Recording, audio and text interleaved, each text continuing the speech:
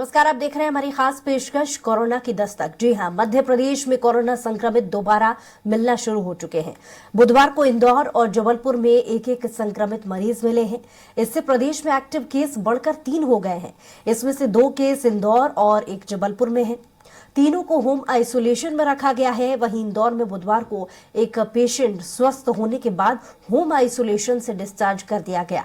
इसके अलावा भोपाल में कोरोना के लक्षण वाले 12 संदिग्ध मरीज मिले हैं। सभी के सैंपल जांच के लिए all India institute of medical science यानी एम्स भेजे गए हैं। स्वास्थ्य संचालनालय की बुलेटिन के मुताबिक भोपाल के जेपी अस्पताल फीवर क्लिनिक में कोविड के जैसे लक्षणों वाले 2 मरीज मिले हैं। सभी के सैंपल जांच के लिए एम्स भेज दिए गए हैं और साथ ही दोनों कोविड संदिग्ध मरीजों का ट्रीटमेंट कोविड प्रोटोकॉल के तहत ही शुरू हो चुका है, ताकि बीमारी को बढ़ने से पहले ही नियंत्रित कर लिया जा सके।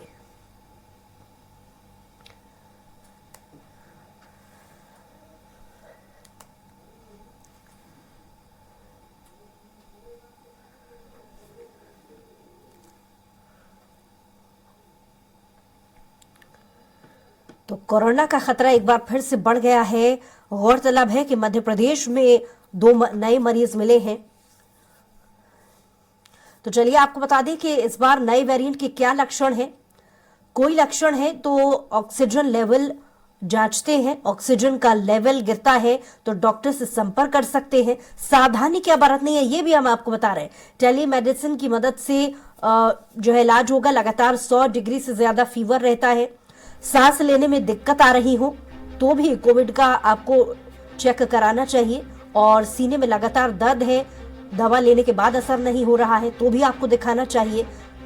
लगातार थकान और मांसपेशियों में दर्द रहना भी एक निशानी है इस नए वेरिएंट की। बुखार, सिर दर्द, खांसी ये मुख्य तौर पर इसके लक्षण हैं। नाक बहना और गले में खराश होना। अगर उम्र 60 साल है और बीमार है तो सावधान रहिए, क्योंकि इसका प्रभाव ज्यादा आप पर पड़ सकता है। कोई लक्षण है तो तुरंत ही आपको डॉक्टर को दिखाना है। ऑक्सीजन का लेवल गिरता जाता है तो डॉक्टर की आपको सलाह लेनी चाहिए। तो अलग अलग जिलों से हमारे संवाददाता भी जुड़ गए हैं। भोपाल से संजय डोंगरदेवी हमारे साथ जुड़ गए हैं। जी संजय, एक बार फिर से कोरोना का खतरा मध्य प्रदेश में बढ़ रहा है। क्या एहतियात बरतने को लेकर प्रशासन एक्टिव हुआ है और साथ ही साथ क्या लक्षण, डॉक्टरों से भी आपने बातचीत की होगी, तो कितने लक्षण इस बार और इस नए वेरिएंट का कितना प्रभाव और देखा जा सकता है? अब बिल्कुल अगर देखा जाए तो कहीं ना कहीं जो लक्षण तो वही पुराने हैं कि से कहा जा रहा था सर्दी, खांसी, बुखार के सिवा। लेकिन जो WHO का कहना है कि WHO ने एक चीज और कही है कि जो बुजुर्ग लोग हैं उनके साथ उल्टी दस्त की भी इसमें एक प्रॉब्लम और जोड़ी जाती है कि जो बुजुर्ग है और बच्चे हैं, अगर इस प्रकार की कई लंबे समय तक की परेशानी हो रही है तो उन्हें तुरंत डॉक्टर को दिखाना चाहिए। स्वास्थ्य विभाग के महकमे की बात करूं तो स्वास्थ्य विभाग ने जिस प्रकार से हमने हाल ही में देखा कि जो फीवर क्लिनिक थे, हमने कई दिनों से बंद देख रहे थे, लेकिन उसे फिर से चालू कर दिया गया है। लेकिन हालत वही है कि हमने जो देखे थे 3 दिन पहले ये चालू कर देने चाहिए थे, लेकिन आज भी कई जगह के फीवर क्लिनिक चालू नहीं हो पाया है। मात्र जयप्रकाश चिकित्सालय में एकमात्र फीवर क्लिनिक है जिसे चालू कर दिया गया है। चाहे कोलार की बात कर ले तो कोलार का फीवर क्लिनिक अभी तक बंद है, वहाँ पे भी कोई कार्रवाई नहीं, किसी प्रकार का वहाँ पे टेस्ट नहीं हो रहा है। लेकिन 1250 हॉस्पिटल में जरूर कोरोना के टेस्ट जो होते हैं उसको लेकर यहाँ पे सख्त हिदायत दी गई है और स्टाफ को भी बताया गया है कि अपनी सुरक्षा के साथ यहाँ पे टेस्ट करे।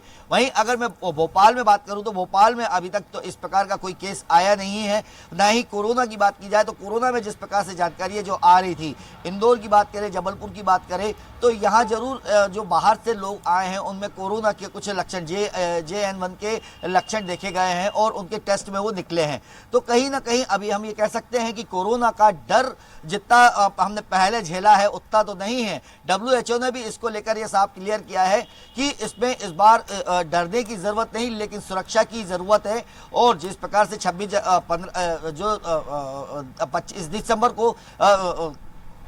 दिसंबर को क्रिसमस मनाया जा रहा है, उसमें भी लोगों से यही अपील की गई है कि कहीं ना कहीं दूरी बनाए रखें। जो हम पहले से सुरक्षा करते आ रहे हैं कि दूरी बनाए रखते थे और मास्क लगाते थे, भीड़ भाड़ में जाएं तो मास्क जरूर लगाएं।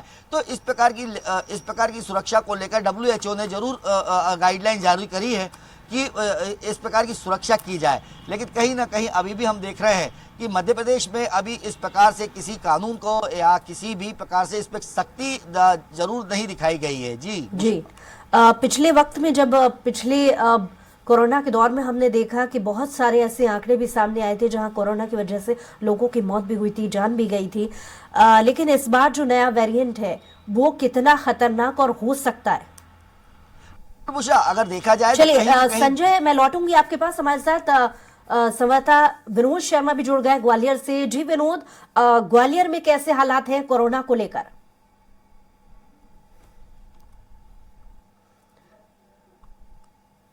लाइन भी बना दी गई है कि अगर किसी को जरा सी भी कोई समस्या है या परेशानी है, अगर उसको लगता है कि उसको खांसी जुकाम, गले में खराश है या पुराना जैसा कोरोना जैसे सिम्टम्स अगर उसको नजर आते हैं तो वो जाकर अपना जांच करा सकता है। इसके लिए जयरोग अस्पताल में बाकायदा जांच की व्यवस्था की गई है, वहाँ कोल्ड ओपीडी बना दी गई है। इसके साथ साथ जिला अस्पताल और तमाम जो अस्पताल हैं, सामुदायिक स्वास्थ्य केंद्र, वहाँ भी जांच के लिए सीएमएचओ ने दिशा निर्देश दे दिए हैं कि वहां जांच की जाए। साथ ही ये भी कहा गया है कि बहुत ज्यादा भीड़ भाड़ इलाके में बुजुर्ग और बच्चे बगैर मास्क के ना जाएं। यहाँ तक कि कई स्कूल संचालकों द्वारा अभी कल एक निर्देश जारी किया गया है। सभी अभिभावकों को कहा गया है कि वो अपने बच्चों को बगैर मास्क के स्कूल ना भेजें और उनको मास्क पहनाकर ही भेजें, और किस तरह से मास्क पहनाने हैं ये भी उन्होंने बताया। इसके साथ साथ प्रशासन का साफ तौर पर कहना है, अस्पताल संचालकों का कहना है और सीएमएचओ का भी कहना है कि उनके पास समुचित तैयारी है, कोई भी घबराने वाली बात नहीं है। जैसा कि गजरा राजा मेडिकल कॉलेज के डीन है अक्षय निगम, उन्होंने कहा कि जो नया वेरिएंट है इससे ज्यादा परेशानी नहीं हो सकती। बहुत लोगों को जुकाम, खांसी या बुखार आ सकता है, लेकिन इसमें घबराने वाली जैसी कोई स्थिति नहीं है। हालांकि उनके पास पूरी तैयारी है, ऑक्सीजन पर्याप्त मात्रा में है उनके पास, बेड पर्याप्त मात्रा में है, वेंटिलेटर पर्याप्त मात्रा में है, और इसको लेकर मॉक ड्रिल भी लगातार कर रहे हैं कि ताकि आने वाले समय में अगर जरूरत पड़ सकती है तो सब कुछ सुचारू रूप से रहे। अलर्ट मोड पर स्वास्थ्य अमला कर दिया गया है और जिनको जरा सी भी अगर कुछ परेशानी है तो उनकी जांच कराना सुनिश्चित किया जा रहा है धीरे धीरे। इसके अलावा सैनिटाइजर दोबारा से अब लोगों की जेब में नजर आने लगे हैं। अभी तक सैनिटाइजर को लोग धीरे धीरे भूलने लगे थे, लेकिन वो अपनी जेबों में सैनिटाइजर को रखने लगे हैं। साथ ही ग्वालियर में 2 बड़े आयोजन होने वाले हैं अभी, जिसमें एक तो ग्वालियर व्यापार मेला है जिसमें पूरे देश भर से व्यापारी आते हैं, सैलानी आते हैं। तो उसको लेकर भी अभी बैठक होनी है कि उसमें किस तरह से गाइडलाइन रहेगी व्यापार मेले में, क्योंकि लाखों लोग इस व्यापार मेले में आते हैं। इसके साथ साथ तानसेन समारोह जो कि एक प्रतिष्ठित समारोह है संगीत का, वो ग्वालियर में शुरू होने जा रहा है। तो उसको लेकर भी गाइडलाइन तैयार की जाएगी कि वहां पर क्योंकि देश भर से कलाकार आते हैं, विदेश से भी कलाकार आते हैं, कर्नाटका, केरल और तमाम दक्षिण भारत से भी कलाकार आएंगे। क्योंकि केरल में जिस तरह से कोरोना है अभी, तो उसको देखते हुए भी गाइडलाइन तैयार की जा रही है। तो 2 बड़े आयोजन है, इनको लेकर भी प्रशासन लगातार बैठक कर रहा है। तो कुल मिला के कहा जा सकता है कि अभी ग्वालियर में एक भी इसका कोई पेशेंट चिन्हित नहीं हुआ है, लेकिन सतर्कता अभी से जरूरी है और इसको लेकर प्रशासन, स्वास्थ्य महकमा सभी अलर्ट मोड पर है। जी, ये तो रही प्रशासनिक अमले की बात, लेकिन स्वास्थ्य महकमे की तरफ से भी जानना चाहेंगे कि सैंपलिंग को लेकर के किस तरीके से व्यवस्था की जा रही है। नया जो वेरिएंट है उसे पहचानने को लेकर कैसे पता लगाया जाएगा कि ये नया वेरिएंट है? और दूसरी एक चीज, क्योंकि वैक्सीनेशन काफी तादाद में लोगों को कर दिया गया था, तो क्या जिनको वैक्सीनेशन लग चुका है उन पर इसका प्रभाव पड़ेगा इस नए वेरिएंट का या फिर नहीं? ये तमाम सवाल क्या अभी तक डॉक्टर्स की तरफ से सुलझ पाए हैं? हाँ बिल्कुल, देखिए अभी जो जानकारी हमें मिली है कि जो अस्पताल हैं वहाँ लोग कोरोना के टेस्ट के लिए अभी तक एक भी नहीं पहुंचा है, जिससे एक बात तो साफ है कि अभी किसी को कोई यहाँ ग्वालियर में कम से कम परेशानी नहीं है। लेकिन जो बताया जा रहा है कि प्रदेश के अन्य 2 जिलों में कोरोना के एक मरीज जो नए वेरिएंट के हैं वो चिन्हित किए गए हैं। तो उसके बाद ये स्थिति हो गई है कि अगर किसी को जुकाम खांसी होता है तो जब चिकित्सकों के पास जा रहा है तो चिकित्सक उसको एडवाइजरी दे रहे हैं कि वो जाकर पहले अपना टेस्ट कराए। और इसके साथ ये पता लगे कि उसको कोरोना है या नहीं हो, क्योंकि निमोनिया भी लोगों को हो रहा है। और चूंकि ये मौसम भी ऐसा रहता है कि जिसमें न्यूनतम तापमान और अधिकतम तापमान में बहुत ज्यादा फर्क है। ग्वालियर में रात दिन के तापमान में ज्यादा फर्क होने के कारण लोगों को खांसी, जुकाम और सांस लेने में परेशानी जैसी स्थिति हो रही है। तो हर कोई व्यक्ति अगर कोरोना पॉजिटिव कहा जाए तो वो ठीक नहीं होगा। जिनको बहुत ज्यादा परेशानी है या चिकित्सक जिनको समझते हैं कि वो अपना टेस्ट कराए, उसके बाद ही वो जांच कराने के लिए जाएगा। उनके सैंपल, चूंकि गजरा राजा मेडिकल कॉलेज एक अपने आप में बड़ा कॉलेज है, और जब कोरोना के फर्स्ट और सेकंड वेव आई थी तो उस समय मेडिकल कॉलेज, इसके अलावा डीआरडीओ में भी जांच की व्यवस्था की गई थी। अभी टीम तो पूरी सतर्क है और मुस्तैद है, और इसके अलावा स्टाफ को भी तैनात किया गया है, लेकिन जांच कराने वाले अभी तक पहुंचे नहीं हैं। और ऐसा माना जा रहा है कि जिस तरह से प्रदेश में अन्य जिलों में दस्तक कोरोना ने दे दी है, तो अब लोग भी पहुंचने लगेंगे। अगर उनको लगता है कि परेशानी है और उनको सिम्टम्स कुछ नजर आ रहे हैं तो वो जरूर जांच के लिए पहुंचेंगे, और उसके लिए पर्याप्त इंतजाम हैं। जांच किट तैयार कर ली गई है, मास्क तैयार हैं। इसके अलावा सभी जो सरकारी गैर सरकारी चिकित्सालय हैं उनको निर्देश दे दिए गए हैं बिल्कुल। कि तो वो भी फिलहाल अपने यहाँ के लिए पूरी ये तैयारी ग्वालियर के रखें। लिए राहत की बात है कि अभी तक कोई मरीज ग्वालियर में तो नजर नहीं आया है, लेकिन चिंता को देखते हुए पहले से प्रशासन की जो व्यवस्था है और जो स्वास्थ्य महकमे की व्यवस्था है वो नजर आने लगी है। संजय के पास एक बार फिर से चलते हैं। जी संजय, नए वेरिएंट को पहचानने के लिए सैंपलिंग की व्यवस्था, जैसा कि विनोद भी हमें बता रहे थे कि ग्वालियर में तो प्रशासन की व्यवस्था नजर आ रही है, लेकिन भोपाल में कैसी व्यवस्थाएं पहले से कोरोना को देखते हुए की जा रही है? बुशरा, अगर देखा जाए तो जिस प्रकार से हम 1250 जब भोपाल की बात करें तो भोपाल में नए वेरिएंट को लेकर तो ऐसा कुछ नहीं, लेकिन हाँ जो कोरोना के टेस्ट होते हैं उनके लेकर यहाँ पे व्यवस्थाएं की गई है। हमने कल ही देखा था जिला स्वास्थ्य अधिकारी 2 दिन पहले ही आदेश दिए थे कि जितने भी वहाँ पर टेस्ट की व्यवस्था की जाए, लेकिन जब जाके देखा तो कहीं ना कहीं कुछ क्लिनिक जो थे वो बंद थे। मात्र एक जयप्रकाश चिकित्सालय है जहाँ पर क्लिनिक खुला हुआ था, लेकिन कहीं ना कहीं क्योंकि वहाँ पे 3-4 क्लिनिक थे, एक क्लिनिक को खोला रखा गया था और वहां पे कोई भीड़ ऐसी थी नहीं।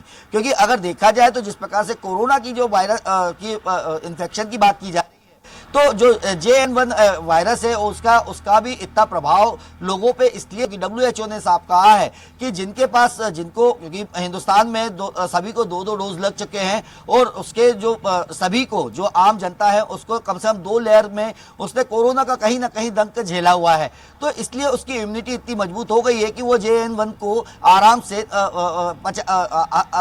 से उसको कवर कर सकता है। यानी कहीं ना कहीं WHO का भी ये कहना है कि जो 2 डोज और उसके बाद आपके जो इम्यूनिटी बढ़ी है उसका असर है क्या कि JN1 इतना ज्यादा असर मध्य प्रदेश या कहीं पे भी हिंदुस्तान में इतना ज्यादा असर नहीं करेगा और ना ही उसका कोई ज्यादा प्रभाव देखने को मिलेगा। अगर हम पूरे टोटल आंकड़े की बात करूं मैं आपसे बुशरा, तो कहीं ना कहीं हमें ये 7 महीने बाद ये जरूर आंकड़ा बढ़ता हुआ नजर आ रहा है। इससे पहले 7 महीने पहले चले जाए तो कहीं ना कहीं इस आंकड़े में कमी थी, लेकिन इसमें एक चीज और है कि इसमें मौसम का कोई प्रभाव नहीं है कि किसी भी मौसम में कोरोना के जो पेशेंट बढ़ते जाते हैं, क्योंकि ये एक हमने देखा है कि एक दूसरे से फैलने वाला वायरस है। तो कहीं ना कहीं अभी जो मध्य प्रदेश में आए हैं उनको भी देखा है हमने कि वो बाहर से आए तो जो पेशेंट उन्हीं के कारण जो पेशेंट बढ़ने की संभावना है। सबसे ज्यादा केरल में भी इसलिए देखने को मिला है क्योंकि केरल में जब देखा है कि केरल में अधिकतर लोग बाहर प्रवासी रहते हैं और वहां पे सबसे ज्यादा लोग बाहर से आए हैं, तो वहां का आंकड़ा सबसे ज्यादा बड़ा है। अगर वर्ल्ड में बात करी जाए तो वर्ल्ड में 5 देश ऐसे हैं जिनमें कोरोना का वायरस इस बार सबसे ज्यादा फैला है, लेकिन कहीं ना कहीं उसमें मौतों के आंकड़ों की बात करी जाए या सीरियस की बात की जाए तो बहुत ज्यादा पेशेंट उसमें सीरियस नहीं है। हमने जो आंकड़े देखे थे मात्र 5 लोगों की मौत, हमें जो आंकड़े बताए थे WHO ने भी जो जारी किया था उसमें 4 से 5 लोगों की मौत का आंकड़ा उन्होंने बताया था। यानी 2,500 से 3,000 पेशेंट हो गए और 5 लोगों की मौत, उनको भी ऐसे पेशेंटों के बारे में बताया था जो कहीं ना कहीं बीमार थे या जो पुराने समय से इससे लड़ रहे थे।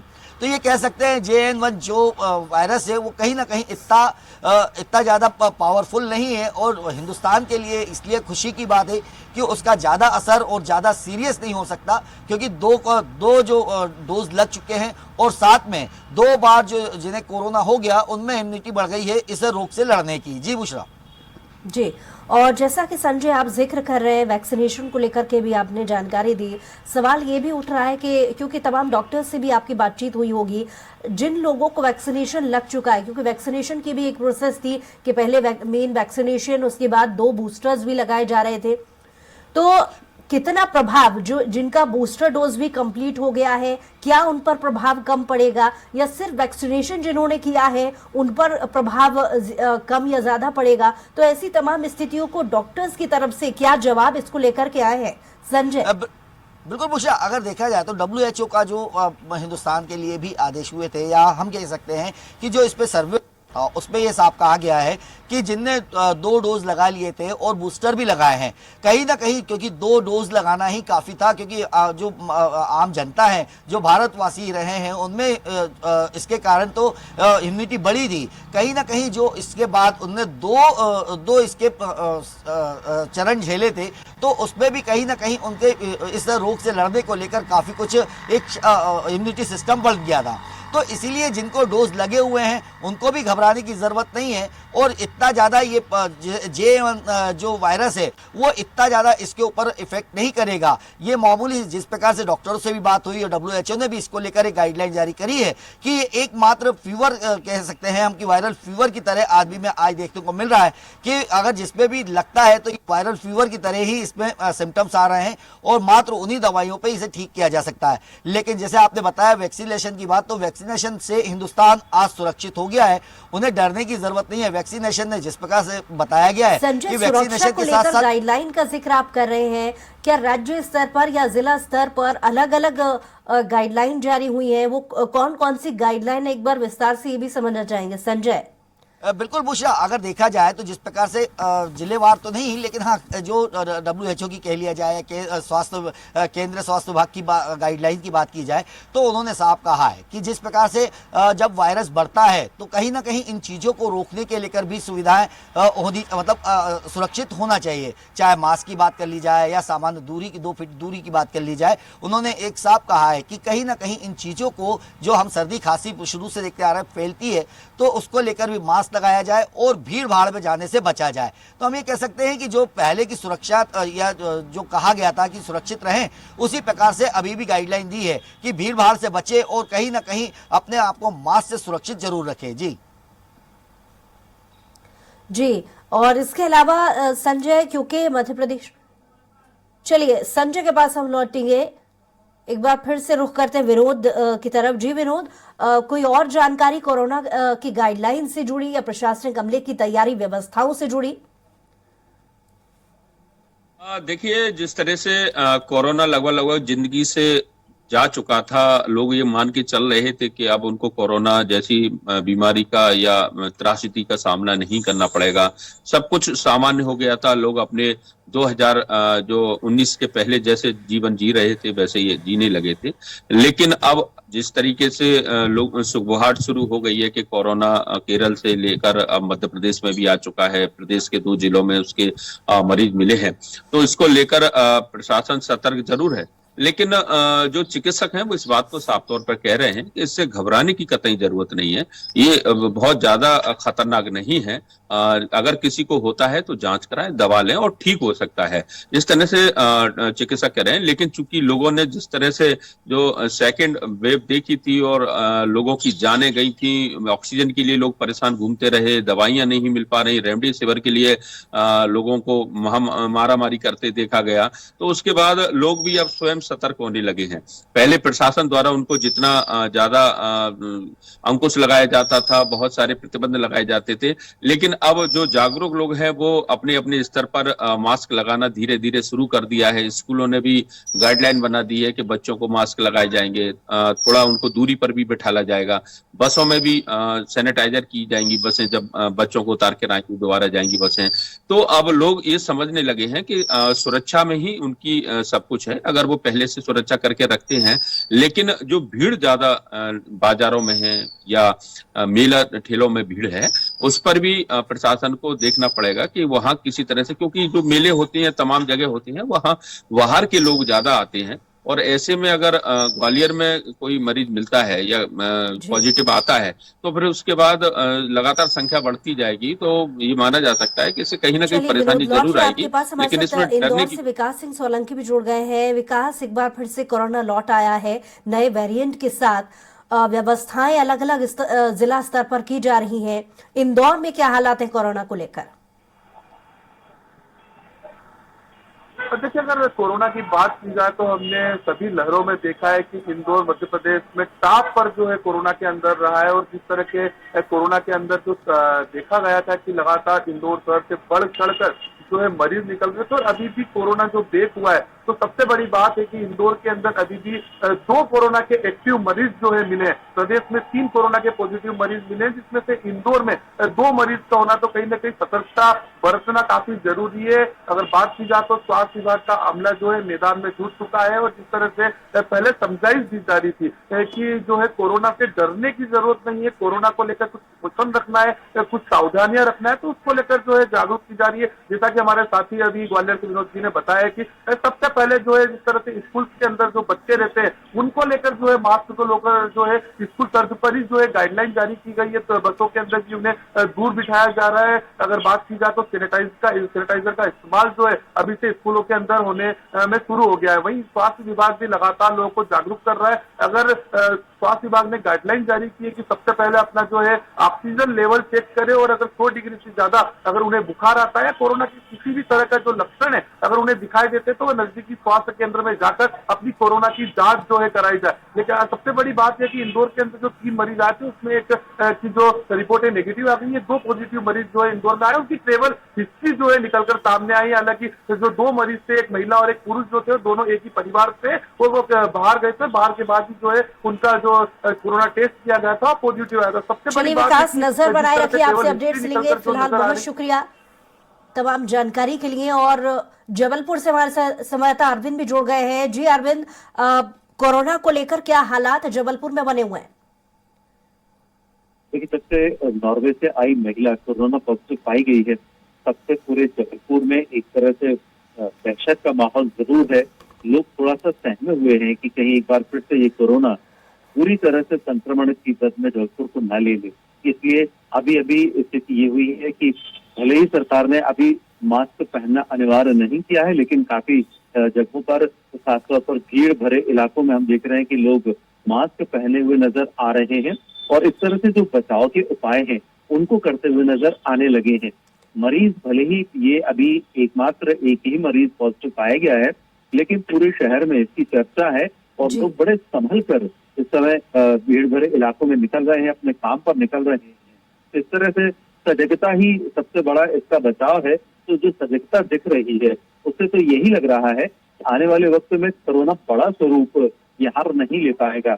लेकिन आपको बता दूं कि 2020 में भी कोरोना की मध्य प्रदेश में शुरुआत जबलपुर से हुई थी, और अभी 2023 जाते जाते जो कोरोना का पहला मरीज मिला है मध्य प्रदेश में, वो भी जबलपुर से ही शुरुआत हुई है। तो एक तरह से ये कहा जा सकता है कि जबलपुर के लोग काफी जागरूक हैं और बचाव के पर्याप्त उपाय करके ही सड़कों पर निकल रहे हैं, और चिकित्सकों ने भी यही सलाह दी है।